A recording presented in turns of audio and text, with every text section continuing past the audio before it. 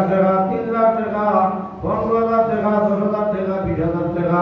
আপনার বন্দা বিনা হিসাবে আল্লাহ রহমান রাহিম দেই দেওয়া মওলা আপনার বন্দার সদকায় দিলে আপনি কবুল আর মঞ্জুর হওয়া